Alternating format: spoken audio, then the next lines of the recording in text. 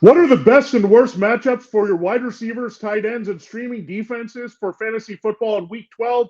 It's time to break down all three positions right here and right now with our rankings, start sit advice, and matchup breakdown. Only on Matchup Thursday. And happy Thanksgiving here on Locked On Fantasy Football. Are Locked On Fantasy, your daily NFL fantasy podcast. Part of the Locked On Podcast Network. Your team every day.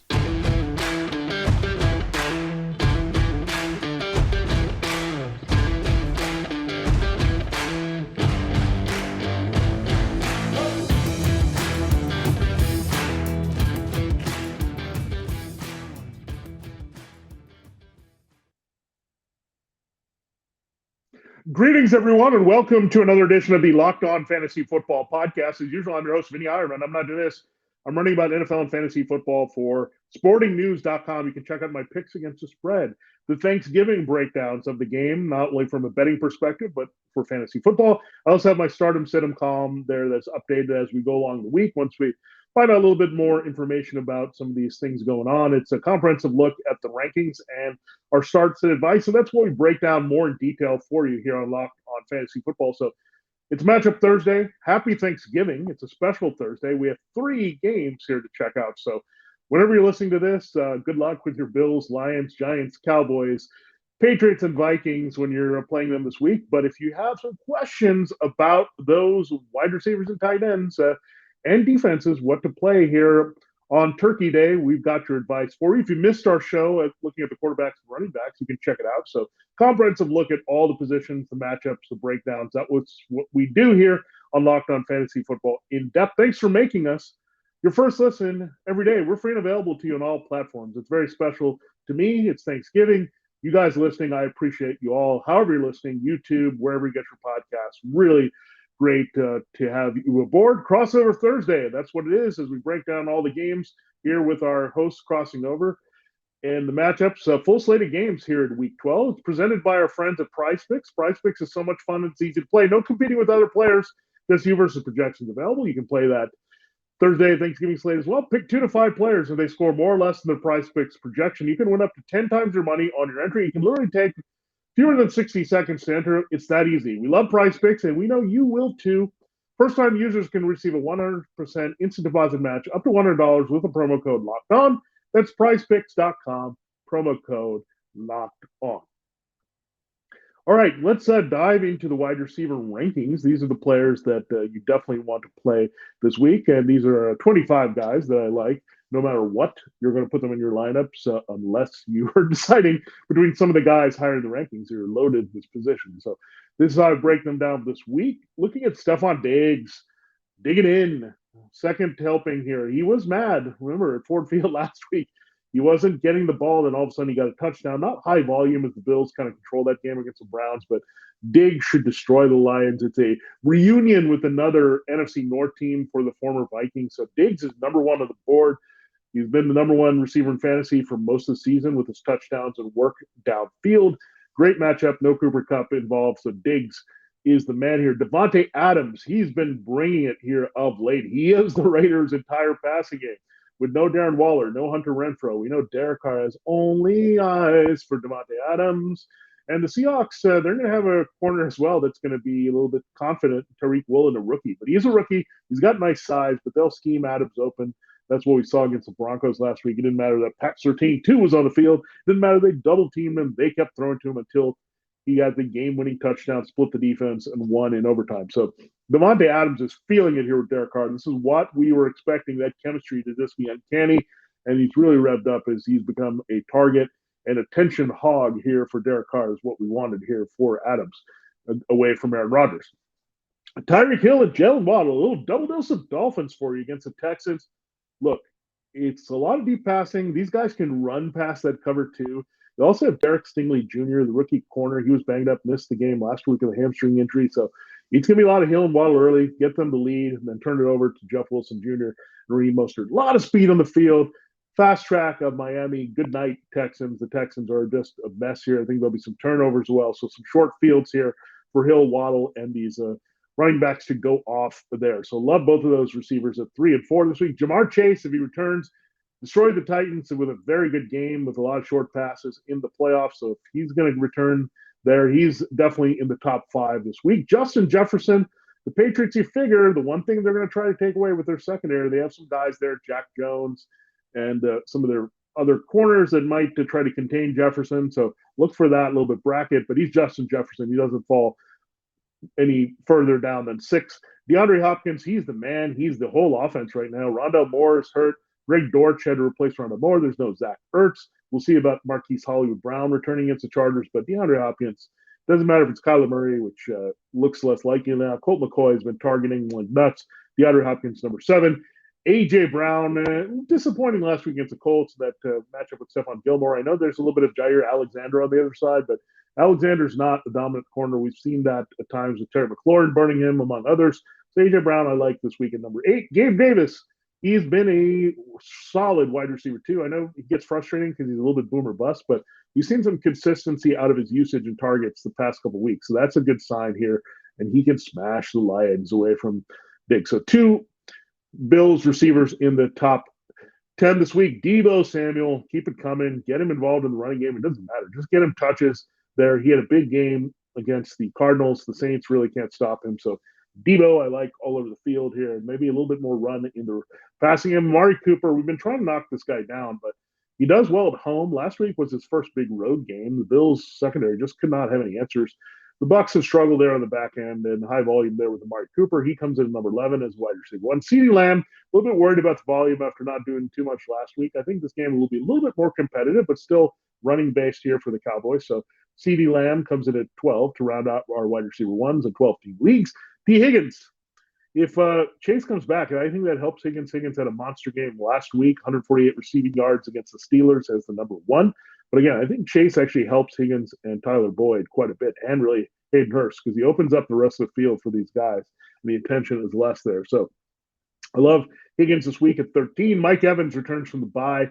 He's been disappointing for some, but he can roast this Browns secondary. DK Metcalf, Tyler Lockett, that Seahawks dynamic duo. The Raiders cannot cover either of these guys. Nate Hobbs, ever since he's been hobbled and hurt, that's opened up the slot. That's good for Lockett, but they interchange Metcalf and Lockett there in the slot. They play outside. I think these guys will do much better than Cortland Sutton and Kendall Hinton did last week for the Broncos against the secondary. So Metcalf and Lockett locking in. I think they both can score in this game, along with Kenneth Walker, as the Seahawks, I think, are going to dominate the Raiders there and give a little garbage time for Devontae Adams in that game to put up numbers.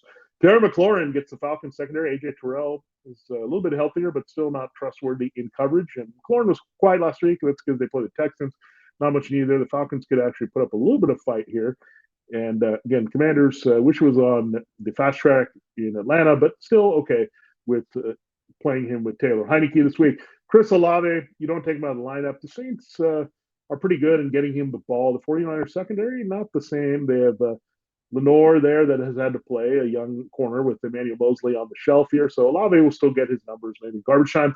Christian Kirk, this matchup seems a little tough with Marlon Humphrey and Marcus Peters, but he can work the slot. If you should get volume here, as the Ravens should go up. Amari St. Brown, I have him firmly as a wide receiver too. That's a consistency. We'd like some touchdowns and that big playability back, but it's going to be hard when he doesn't have a lot there. So he needs really Jameson Williams or Josh Reynolds. DJ Chark has just been a guy here. So with no really effectiveness from DeAndre Swift and no TJ Hawkinson, kind of hurt Amon-Ra St. Brown in his value here for the Lions, weirdly. Brandon Ayuk is on fire. All he does is score touchdowns, though. Jimmy Garoppolo locked in. Only 2 catches last week. They both were scores against the Cardinals. So Brandon Ayuk, bring it. Maybe a little bit of Arizona State juice there in Mexico State against the Arizona team, but the Saints really can't cover them. They've been really bad. The number 2 corner, Paulson Adebo, all season. Chris Godwin got his touchdown before the bye against the Seahawks, so that's good news. The Browns secondary has not played all that well. Denzel Ward, Greg Newsome, so like Evans and Godwin this week is another dynamic duo to watch after Hill Waddle and Metcalf Lockett.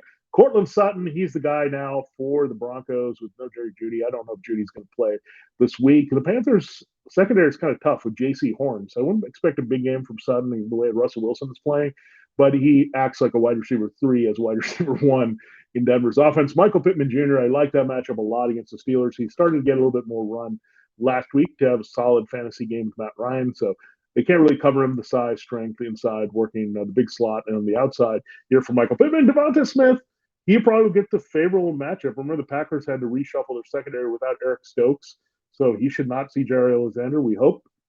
But anyway, Brown and Smith both can't be covered in that situation. So love Devonta Smith. He's come on strong here, especially with no Dallas Goedert to cut into his targets anymore in fantasy. So there you have it. There's a look at your wide receiver rankings. Those are my top 25 this week. Those are guys that you should play no matter what this week. We will get into the rest of the wide receivers, the starts advice, and then looking at our tight end ranking starts and sits, as well as our defensive streaming rankings and starts and sits here on Locked On Fantasy Football. This episode of Locked On Fantasy Football is brought to you by BetterHelp Therapy Online. And really, BetterHelp is exactly what it is for you. The online therapy leader here that you're going to really enjoy your experience. And look, therapy is something that all of us could use in our life. We have to solve problems every day. It can get even tougher during the holidays. We know that. With Thanksgiving and Christmas, a lot of things to balance around the family and maybe situations we're put into that we're not in all year round here. And we need to kind of manage ourselves and really make sure that we're operating on the highest level. And really, therapy has helped me do that for sure. And everyone deserves to feel their best. And BetterHelp Therapy Online is going to make it easier for you to get started. As the world's largest therapy service, they've reached and matched millions of people with professionally licensed and vetted therapists, available 100% online. It's all the benefits of in-person therapy, plus it's more convenient, more accessible, and more affordable for you as well. So you can't beat that here at BetterHelp Therapy Online. Just fill out a brief questionnaire to match with a therapist. If things aren't clicking with that therapist, you can easily switch to a new therapist anytime. It couldn't be simpler. There's no more waiting rooms, no more traffic, no endless searching for the right therapist. BetterHelp Therapy Online is going to get you there. Get unstuck with BetterHelp. Learn more and save 10% off your first month at betterhelp.com/lockedon. That's BetterHelp. That's help, H-E-L-P, BetterHelp, BetterHelp.com/locked-on. All right, it is time to continue the show here on Locked On Fantasy Football in a moment. We're going to look at the wide receiver starts and sits, those tougher decisions at the position that aren't the no-brainers, and our wide receiver ones and twos this week. Thanks for making Locked On Fantasy Football your first day, and thanks really for listening to us all season long and off season. We're here for you. We're breaking it down from a fantasy football perspective on the Locked On Network, and we're really happy to give you the information you need, and we really thank you for being on board. For your second listen today, check out Locked On Sports Today. From the games that matter most to the biggest stories in sports, go beyond the scoreboard, behind the scenes with local experts and insights only Locked On can provide. Locked On Sports Today, available on this app, YouTube, and wherever you get your podcasts. All right, let's continue looking at our wide receivers, shall we? George Pickens. Wow, what a player this kid is turning out to be. It's happening. It's just starting early with Kenny Pickett to George Pickens. Deontay Johnson, what's happening? I mean, he's kind of disappeared. But Pickens is your clear number one now in Pittsburgh. We knew this was going to happen at some point. He had the big preseason, and they moved Chase Claypool, so it was all lining up for Pickens, and Pickett, that switch to the quarterback, to the rookie away from Mitchell Trubisky, was the last thing that needed to happen, and Pickens has delivered. And they even missed on a connection. They came back and scored there with that receiver. So I know the Colts are pretty tough there against wide receivers, but I think when you look at Pickens, hopefully he'll get away from Stephon Gilmore, and Deontay Johnson will be on him a little bit more, and that will help Pickens, but he's just too good right now to sit. He's a wide receiver 3 every week and seasonal. All right, let's look at Amari. Look at Al Lazard, I should say, and Christian Watson. Amari Cooper's definitely a start this week. He's hot. Al Lazard is a little bit cold. He had 11 targets last week, but a lot of drops. He had an opportunity to score a touchdown there against the Titans. It just didn't work out. It was very frustrating to watch if you were a Lazard manager to see that. It is a tough matchup this week against Darius Slay, but Slay is not completely shut down in a way, and you can also move Lazard inside a little bit to move him, interchange him with Randall Cobb, so that's going to help. But I think you have to play them, and this is their offense. I mean, I think they'll be contained in the running game. You just really have Aaron Jones, Al Lazard, and Christian Watson as well. So Watson, again, a big touchdown threat.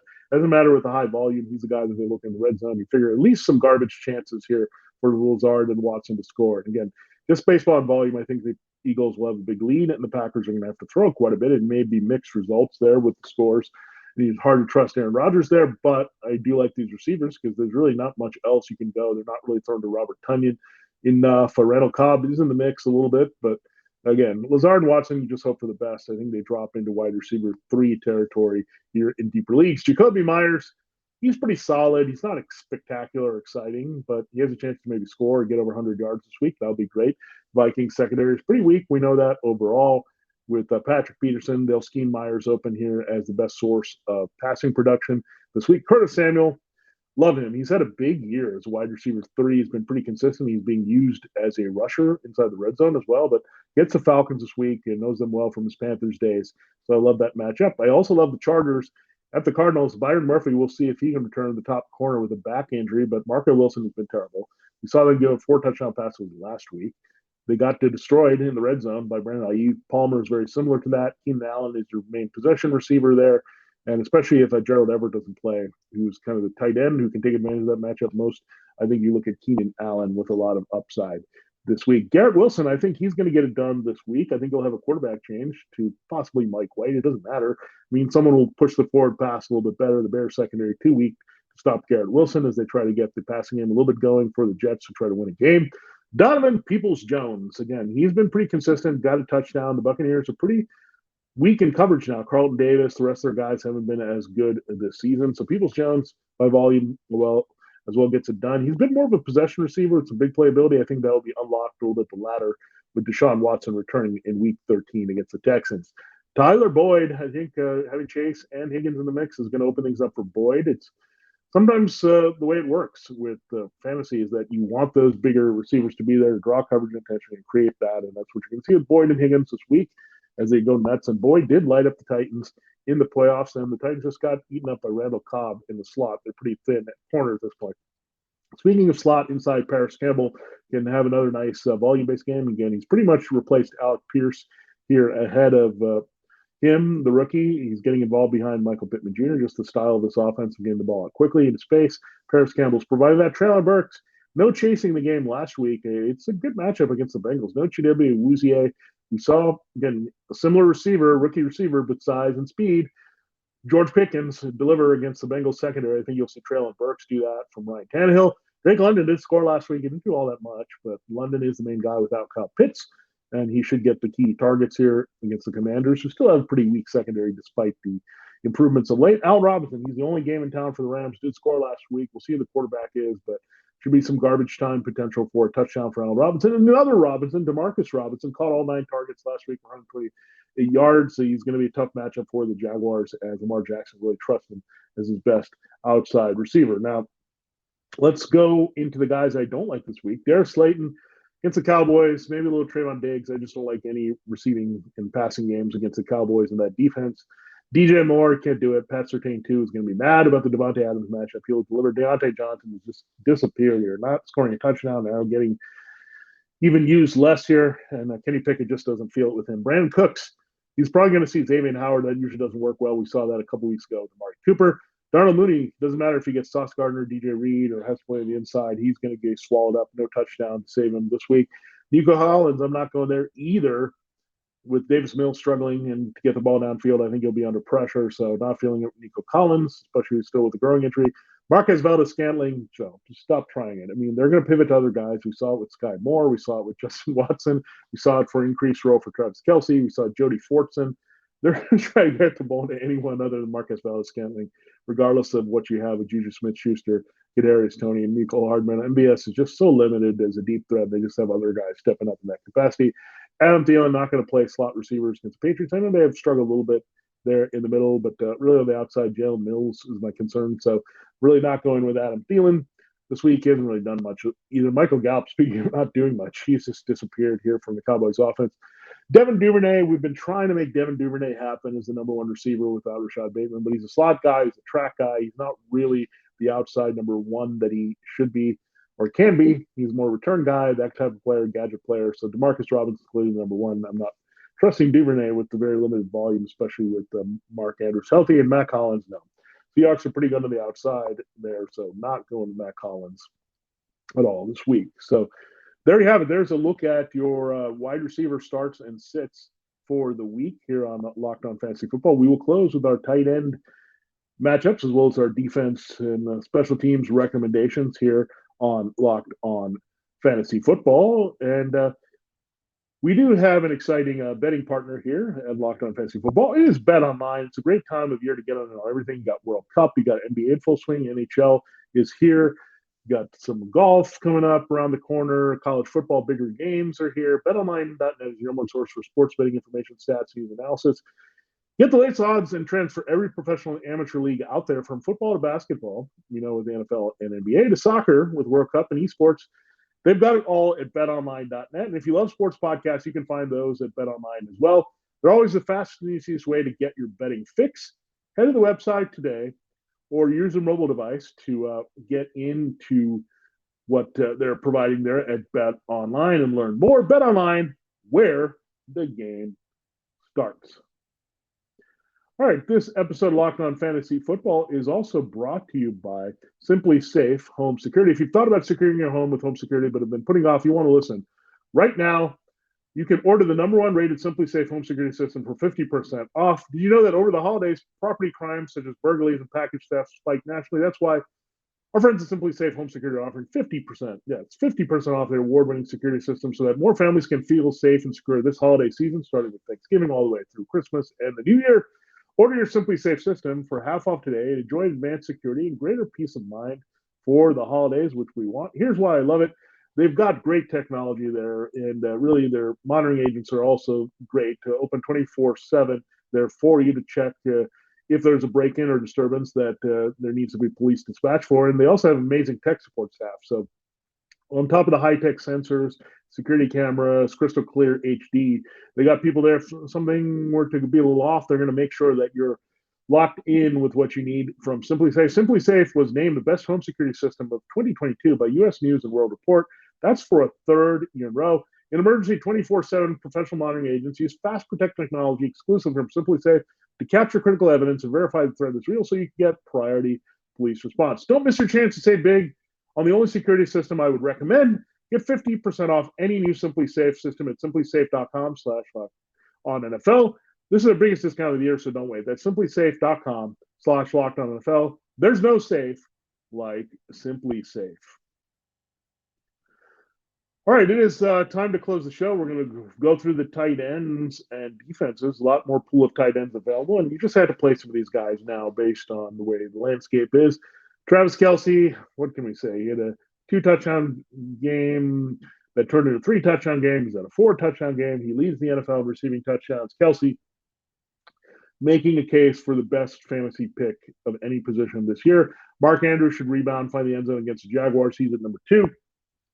George Kittle, big game. Finally, 2 touchdowns there against the Cardinals in that can't lose matchup. The Saints are much tougher against the tight end, but he's George Kittle. You don't sit him at the stage with his upside. Pat Freiermuth operating as a slot receiver for the Steelers. That's going to help him in that Colts matchup. TJ Hawkinson should get some free run here against the Patriots. They can be vulnerable. They do have Kyle Duggar, who can contain tight ends at times, but you figure the attention is going to be on Justin Jefferson. That's going to open things up for Hawkinson. Dalton Schultz, I like this week as well, is at home against the Giants. I think you'll see some underneath passes there from Dak Prescott to working off the running game.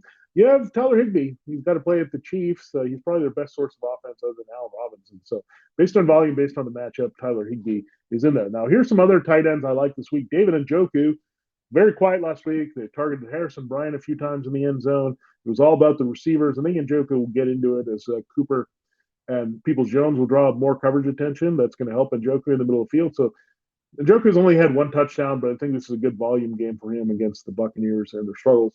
Against tight end coverage, Dawson Knox, another big game on the way in terms of volume. You get a nice one leading the team in receiving against the Browns. Gerald Everett, who returns at the best matchup, not in Seattle in fantasy against the Cardinals this week. The other one is Foster Moreau against the Seahawks. So Seahawks, Cardinals, those are our cheat codes here for tight end production. So if Everett returns, we'll watch it. I'm not sure I would go with Stone Smart or Trey McKitty or anywhere in that direction if Everett doesn't play, but that's a good thing to look at. And Moreau, again, the Seahawks, a good chance he scores a touchdown in that matchup. Evan Ingram, he should return from the back injury. The Ravens do give it up to the tight end and inside receivers a little bit more than the outside. Logan Thomas, loved him leading the Commanders in receiving yards last week in Houston. So I like him at home against the Falcons, who give up quite a bit to the tight end.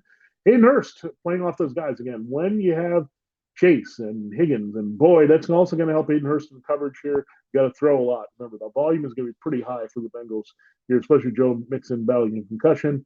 And again, the Titans being such a dominant run defense. Will Dissly, he's the guy of choice I like over Noah Fant this week because, again, he gets a nice matchup against the Raiders. Good chance to score a touchdown here for Will Dissly at tight end. So a lot of good tight end options actually this week.